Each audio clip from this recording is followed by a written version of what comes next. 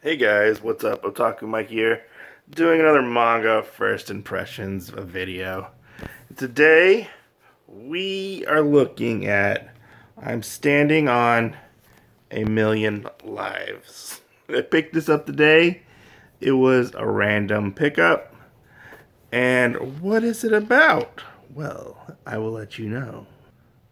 So our manga starts out with our main character Yatsuya, and he is basically kind of being grilled by his teacher because he hasn't turned in any stuff for his future career, basically, and he's like, yeah, I don't really care about that stuff. All I really want to do is go home, be alone, and basically play video games all day. Um, and then out of nowhere, him and these two girls, because he has after school classrooms duty. Um, the girls' names are Shindo and Hakuzawa. Wait, is it Hakozaki? That was her name, Hakuzaki. And bam, they get transported to another world. Yes, like always, they just get transported to another world, and he's like, "Whoa, whoa, what's going on here?" And the girls basically try to explain to him that they're in another world. They're basically kind of in like a game, kind of. It's hard to really say. And they meet the game master, who looks fucking ridiculous right here. um, and he's like, oh, okay, like what? And they have to finish basically like 10 quests in order to uh, finish the game. Each time they complete a quest, they get a question. And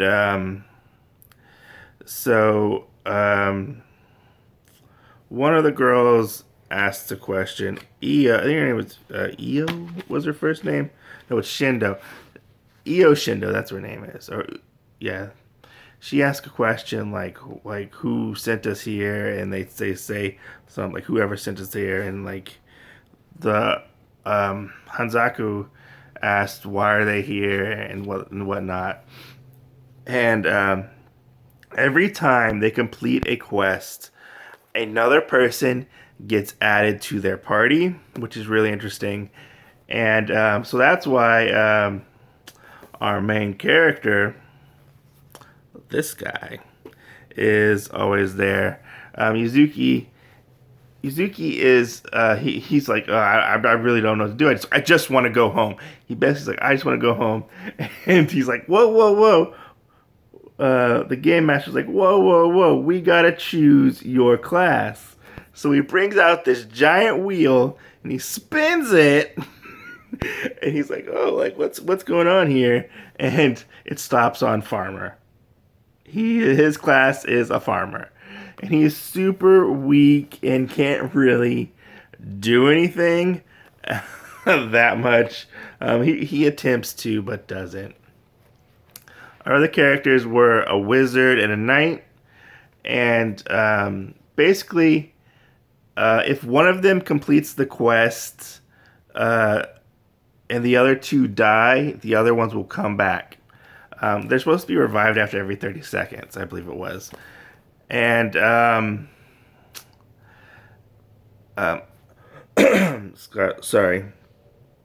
So they go on their first mission, basically, and they basically get slaughtered. They have to go defeat a monster, and Yuzuki barely makes it out alive. He makes it out by the skin of his teeth, and boom, they get transported back to to our world, basically.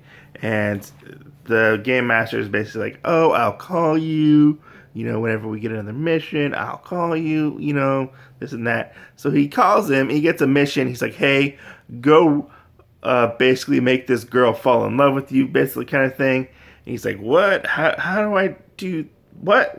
How do I do that? And he's like, yeah, go do this. And he tells him where to go. He ends up at a school, and um, basically these girls are getting revenge on the girl he's supposed to find. And they're basically trying to take like pictures of her, like with their clothes off and stuff. And he's like, whoa, whoa, I got this. He breaks all their phones. And he's like, I got you. And like things go horribly wrong, and like she freaks out and goes away. Turns out this is their new party member, is this girl. And they end up showing up back in the world, and they have to go on another quest, basically beat some bug monsters.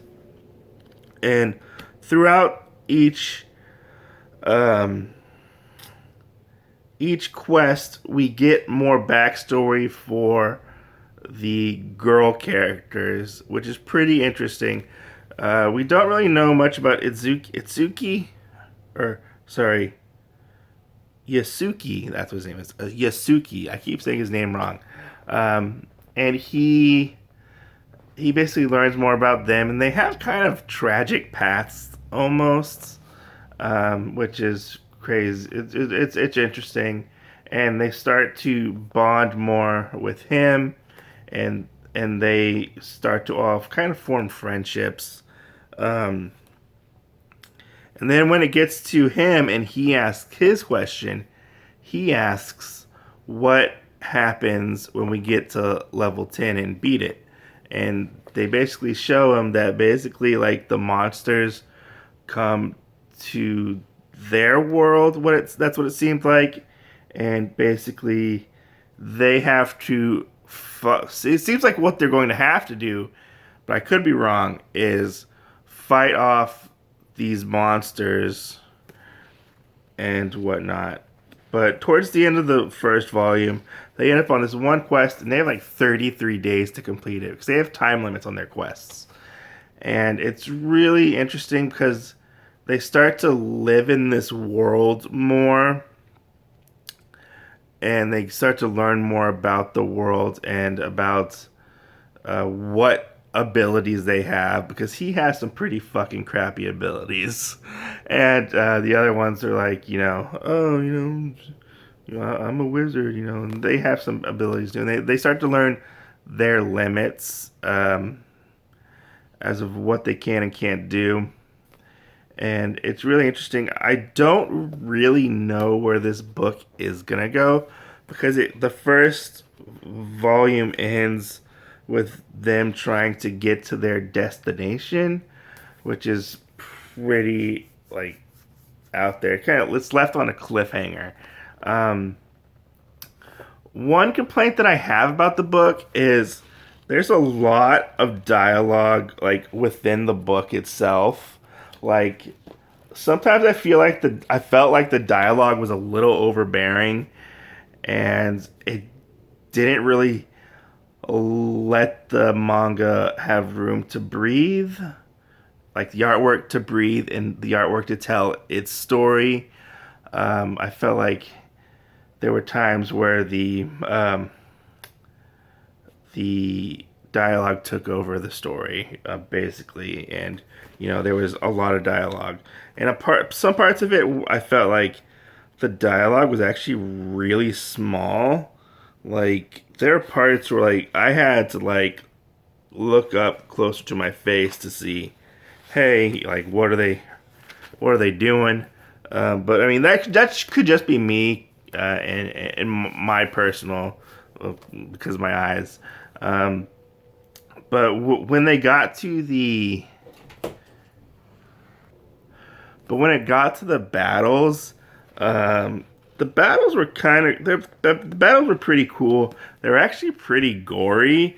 Some of the characters actually get pretty messed up. One of them gets bit in half by like a troll, I think it was, and it's, even though they're going to come back, it's pretty shocking to see them like get killed.